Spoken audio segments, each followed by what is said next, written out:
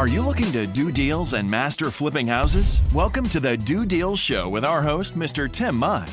As a successful investor and mentor to many real estate investors, Tim's students consistently run 6- and 7-figure investing businesses. Each week, you'll hear from top real estate investors who share the best strategies, systems, and secrets that you can use to be more successful.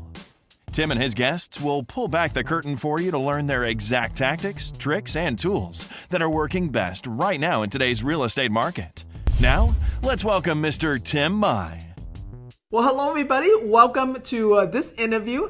Today I have Bill Hook on the line with us. Bill is out of the Pittsburgh area, and he has only started real estate investing about 4 years ago. But check this out.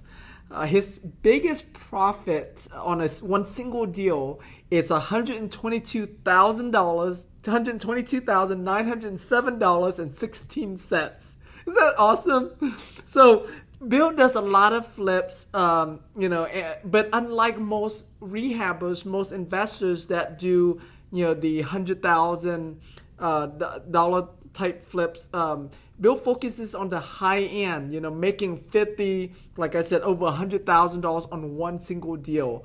And so I'm really excited to do this interview with Bill today. Bill, thank you so much for doing this interview with me today, buddy. Well, thank you so much for having me. I've really been looking forward to talking to you and being able to share with your audience. That's awesome. So Bill, take us back on how you got started in this business and what got you interested in real estate investing? Well, I was an IT director for a software company in my mid-50s and had a few health problems. I'd had a heart attack and some other things and realized that I wasn't going to be able to retire and have a good income. Being in my mid-50s, my job was probably going to be outsourced. So I needed to find something to do to have a successful retirement in the future. And we'd always wanted to do real estate investing, flipping houses, because we'd watched all this stuff on TV. But I knew that if I just jumped into it and tried it without an education, I'd probably fail. So we got involved with one of the education companies, learned very quickly how to do it, and just got off to a great start. And within 9 months, we had to do probably one of the most difficult things I've ever had to do, and that's when I had to call my boss into my office and tell him that his services were no longer required. We've been a successful real estate investing company ever since then, and it's just been a beautiful thing. We've been able to travel a lot and fulfill a lot of our dreams. That's so awesome. That's awesome. So your first 9 months you were doing this part-time while you were at the job. That's correct. We did our first 4 or 5 flips while I was doing a regular job. Yeah, that's a job thing. Yeah. Gotcha. All right. So share with us, about your first deal. Was your first deal a fix and flip? Yes, it was. My first deal was actually my best deal. Wow. Okay. Well, that's good. So what made you decide to do fix and flip versus say wholesaling, which you hear a lot about out there? Well, the first deal that I did, I originally was going to do it as a wholesale. So we had a wholesaler ready to do this deal, and he kind of flaked out on us at the end. Right towards the end of it. So I had a coach, and I highly recommend having a coach or a mentor to help you through this process. And he kept saying, Bill, just do this deal. Why won't you do this deal? And I said, because I'm scared. I just was afraid to take that plunge. But he explained to me about mindset and goals and moving forward and the whole Nike approach of just do it. And so we moved forward with the deal, and we're very much afraid to do it, but we followed all the steps that we were given. We had systems in place, and by using those systems and making sure that we crossed all our T's and dotted our I's, we turned out having a very successful flip. We did it in just over 3 months, start to finish. Yeah, over 3 months, start to finish, from the time you buy to the time you have it sold. Is that correct? Correct. Till the time we closed on the sale, yes. You closed on the sale. Is that the one that you made $122,000 plus? Yeah, 122,900. Yes. Wow, that's awesome in such a short amount of time.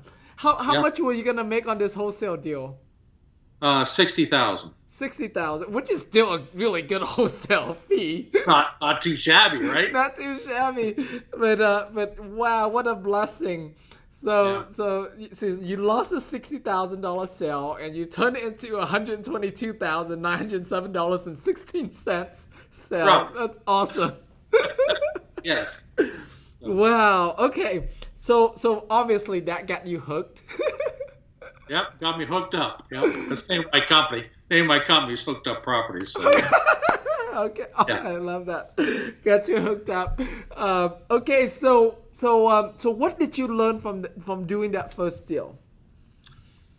Well, I learned that you need to have contracts in place. That if you don't have your solid documents in place, then you stand to lose money on the deal. So you want to have solid documents in place. You want to have a reliable contractor, and you want to make sure that you keep everybody to the schedule. Follow up on it. Follow up is important. Manage that process all the way through. But follow your systems and don't sway from them no matter how much your contractor wants you to. So keep their feet to the fire on it and make sure the quality is up. I think the biggest thing we learned in doing this was to do quality work. Don't do shabby work. Don't flip houses, rehab houses. You want to be a residential redeveloper, not a flipper.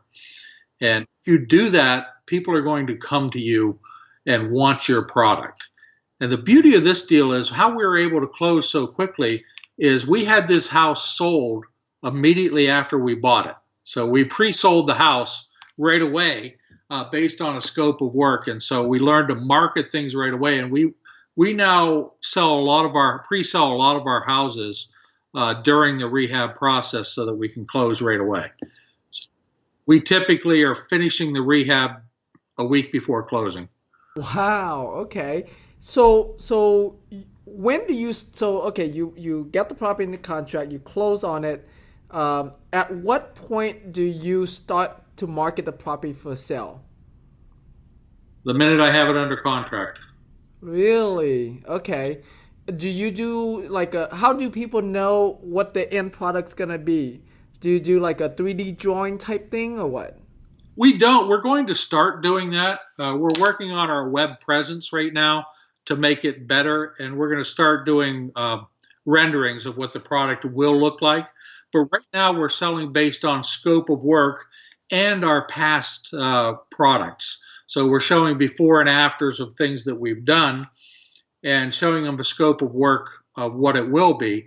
We use real estate agents a lot in this process. So we offer them a 4% commission if they sell our property before we put it under contract. Ah, okay. That's good.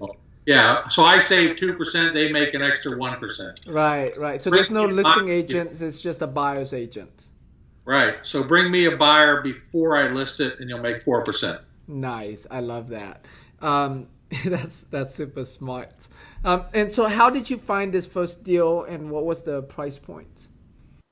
I found the first deal by researching estate sales. So we would look in the newspaper for estate sales, kind of the, by estate sales, I mean kind of like yard sales for estates, not auctions or anything like that. So we would watch the newspaper for estate sales that came up.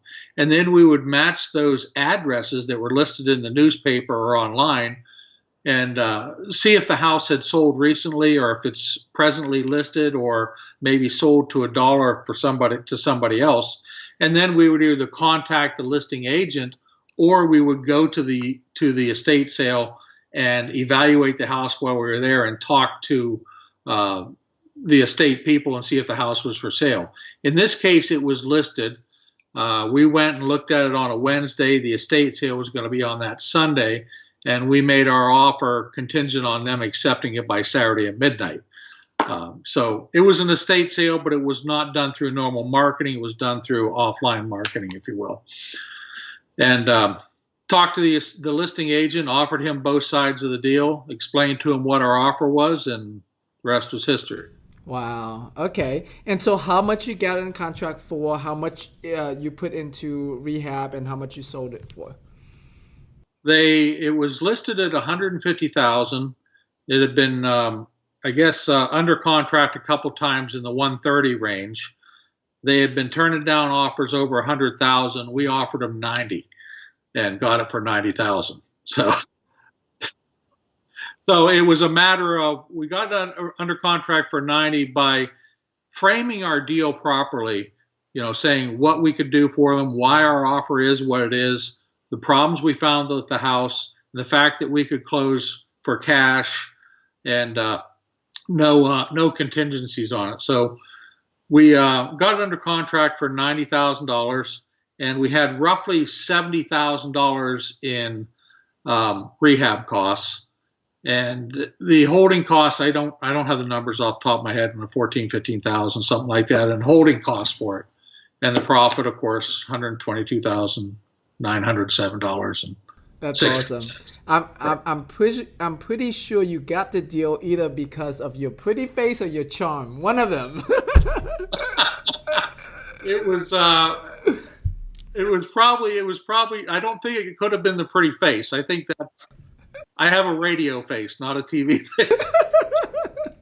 But I think it was due to sales and negotiation tactics, just understanding people and how to talk to them. Right. Yeah, I love that.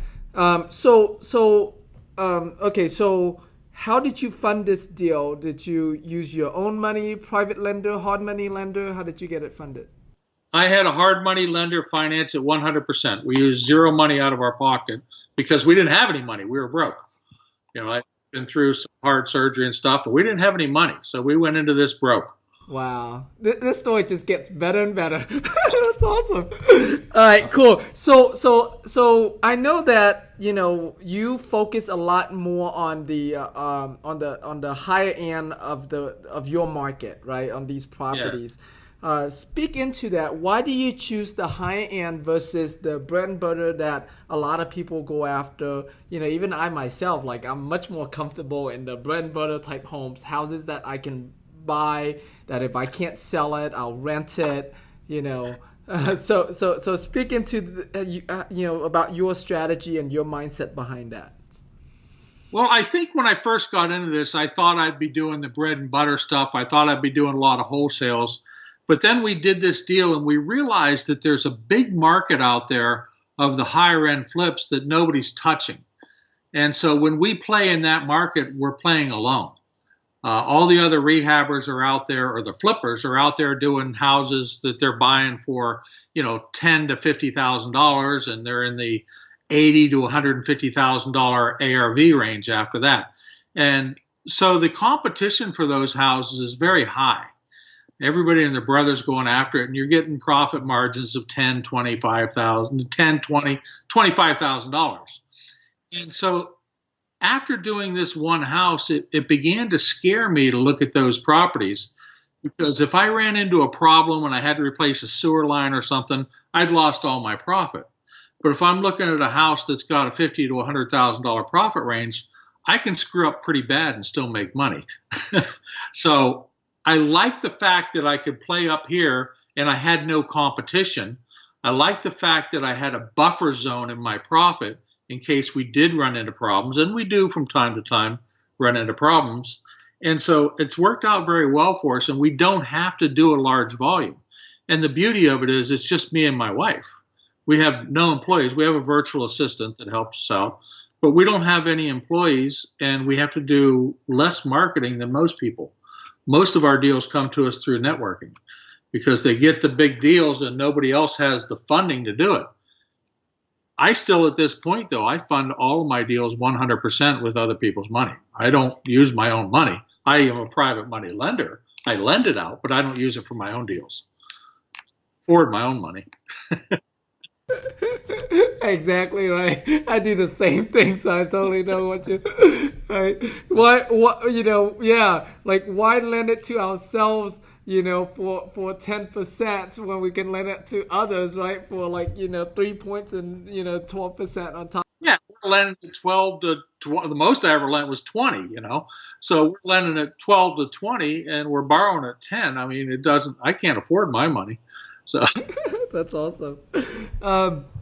So where, you mentioned that most of your deals come from networking. Who are you networking with to get these bigger deals? other investors in the area, but also real estate agents, attorneys. We network with estate attorneys, real estate attorneys, closing agents, lenders. We do a lot with lenders. 4 of the houses that we have right now are from lenders that they've had to foreclose on the deals. And so it's become a good market for us as well. One's a local lender, another's a national lender. But they come to us because they're bigger houses, and so they have trouble finding the people that they trust to go to do this for them, that'll follow through on it. But I would say networking brings me a lot. We run a local meetup group here in the Pittsburgh area. We have about 50, 60 people every month. And so I'm very big on networking and sharing knowledge and teaching other people. I'm also a coach, so I coach people as well. And I think that giving back to the community means that things are going to come back to you. And so people think of me first because they see what I've done and they know that I share. Right. That's smart. I love that. And so in terms of like the type of neighborhood to go after, because I'm sure not all of these big deals are created equal, right? You have neighborhoods that these big deals are not good, like they don't sell fast enough, and then you have neighborhoods that these deals sells like hotcakes, right? So how do you pinpoint into that type of neighborhood? Like when you're doing your due diligence, what are you looking for to say this is a pretty safe deal? Yes, it is a big deal, but the numbers work, the days on market work, things like that. I believe that it's important to learn your neighborhood. And we don't go and find deals and then figure out if it's a good neighborhood. We go and learn the neighborhoods and then find the deals in those neighborhoods. So we've already done our research to know what the average days on market are, know what a house goes for. So somebody says, hey, I have this house. I already know what it's going to sell for before I even go look at it. And I know how fast it'll sell. So learn your market by talking to real estate agents, doing some MLS reports about days on market, sales price versus listing price, looking at a lot of pictures, so knowing what level of rehab it needs to be done on it. Do you need a garage? Or is off-street parking okay? Where's your entertainment in the area? Where's your shopping? Where's your transportation? So know your neighborhood very well and do your rehabs in the neighborhoods that you know. And that way you're not going in blind. The worst thing you can do is go in with no knowledge. That would have been like me starting to rehab without any education. You're pretty much destined for failure. So when we look at things, we're looking at things where the days on market are 30 days or less, typically. We're looking at properties that are, in our case, a minimum 150,000 ARV on up to about 500,000 after repair value. And we're looking at the level of rehab that it needs. So are we looking at things that need granite countertops? They need this. In our case, it's usually yes. Do I have to have a 2-car garage? Does it have to be attached or can it be detached? And just looking at all of them, and I want to make sure that my rehab makes my house better than any of the houses that are out there, and we'll sell it fast. I'm going to price it just below where they're at with a level of rehab that's just above, and making sure that I put sizzle features in every house that I build. Whether it's a stacked stone fireplace, gleaming hardwood floors, beautiful cabinets and appliances, master suites, whatever it is, recessed lighting throughout. I put crown molding in almost all my houses. I put recessed lighting in every room, including every bedroom. So we really make sure that it's an attractive thing. So when people walk in and turn the corner, they say, wow. Every time a buyer turns a corner, they should say, wow, on it. If not, you've done something wrong. So we learn to control their eyes. Right. That's awesome. So right now your market's a hot market. How do you think this strategy is going to change as the market soften up and shift? Well, that's a great question, and we give that a lot of thought. As things change, we're expecting a little bit of downturn coming up soon, as I'm sure you are too. And so we're trying to do houses that are in your middle class market. So even though we're doing higher end houses, we're not doing upper class houses. Those $1 million homes don't sell fast. So we're doing things in the market where your upper middle class are buying, and they're going to continue to buy. We look at the sales trends. I don't want to buy in a neighborhood that's going like this. I don't want a steep slope on a market. I want things that have stayed the same, slightly increasing, maybe 3-5% a year. And those tend to stay the same no matter what. Interesting. I've never thought of that. Okay. Yeah, just stable neighborhoods that have a steady stream of people going in and out, not so much fluctuation, right? Right. I'm not looking for this. Other people, they see that steep slope and they say this market's on fire, and start buying. They're going to get burnt at some point. It's going to do this, and we're seeing that in some markets in Pittsburgh where they've pretty much topped out already, and they're going to start coming the other way because a lot of flippers have got in there in that upswing, and they've flipped the houses. They've done a subpar job, and so it's damaging that nice neighborhood a little bit in that it doesn't have the quality that's required. If you go into the good solid markets, the McMansion type places, you go into those suburban markets and you do a good job and you're maintaining the integrity of that neighborhood, you're going to have buyers consistently. People have to buy houses. Right. I love that. I like that idea a lot. That's awesome.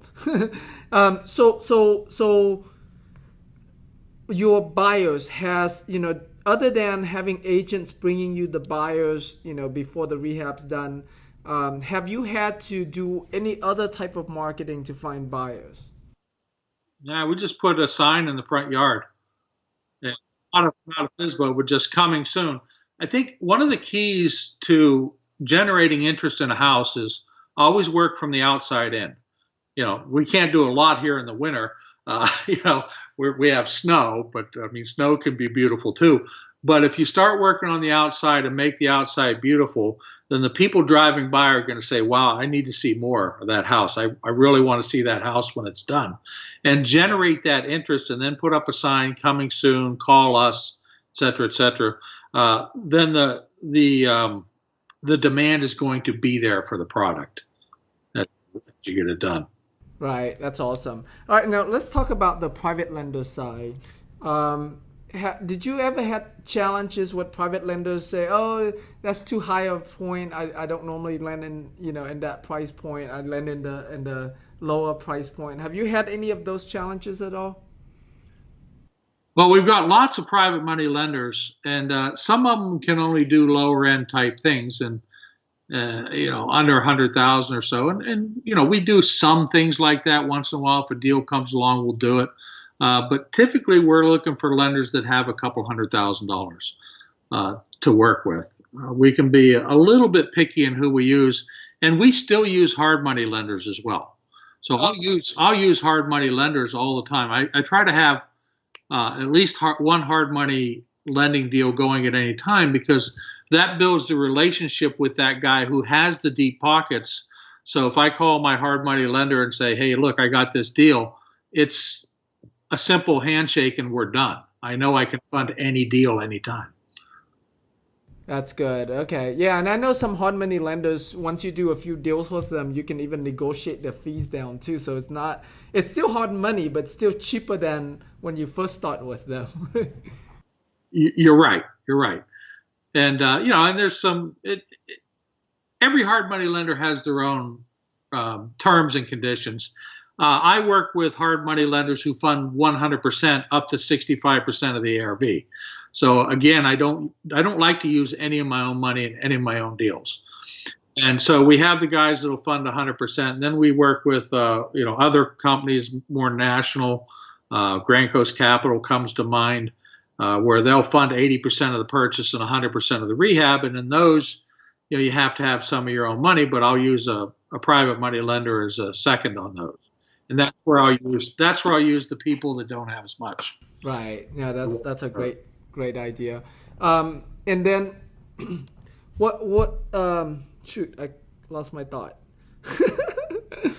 We're talking about finding the deal, buyers, private lenders. You were going to ask me what makes me so good looking. Huh?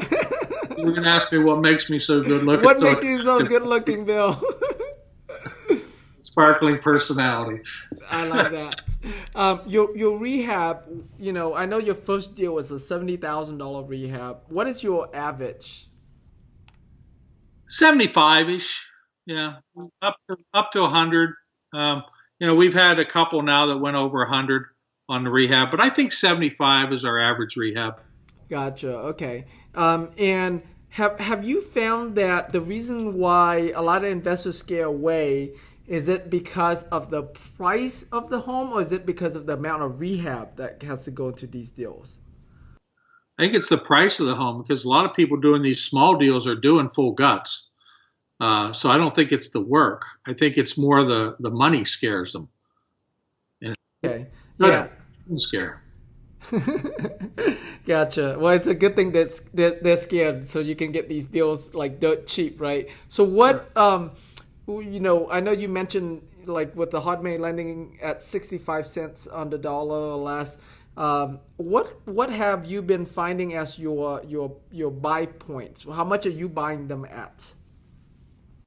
As a percentage of ARV, I don't really have one. I run it through my spreadsheet, and I want to look at the deal, and if the deal makes sense, as long as so I guess my answer to you would be it depends on too many factors. So I'm looking at a certain ROI. So if I can make 20% return on investment up to a $300,000 ARV house, and then I'll go down to 15% after that. As I get up higher, I'll do a gradually descending ARV, but never less than 15% ROI. Gotcha. Yeah. So after everything is, let's say everything's said and done, you net 15 to 20% of that 300,000. Is that correct? Yes. Got it. Okay. Yeah. All right. That sounds good.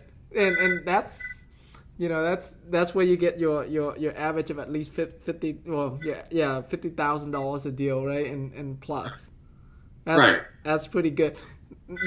Your wife, is this enough shopping money for her? Yeah, she kind of likes it. She just, first of all, she's the life of this company. I mean, without Bev, my wife's name's Beverly, and she's the brains behind the organization. And so she keeps me grounded, but she also likes to spend the money on vacations once in a while. So we do try to travel at least once a year to someplace nice, and then in between we'll go just for some day trips here, a couple days or a week. Yeah. That's great. I love that. All right, Bill, by now the listeners are probably, like in love with you and wants to know how they can connect with you, learn from you. Where would you like to send them? Well, they can certainly like me on Facebook. I have my page. I'm William Hook on Facebook, or I also have a fan page, Bill Hook, on Facebook. We have our company is on Facebook, Hooked Up Properties, so they can look for that. And our website is hookedupproperties.com. And they can feel free to reach out to me. I mean, I'm not afraid to give my email address. So it's Bill at hookedupproperties.com, and they can certainly reach out to me. That's awesome. Thank you so much. It's been a really awesome interview. I love it. I love your energy. And I love all the things that you share, in your strategy too. It's pretty cool. Well, thank you. I really enjoyed talking to you.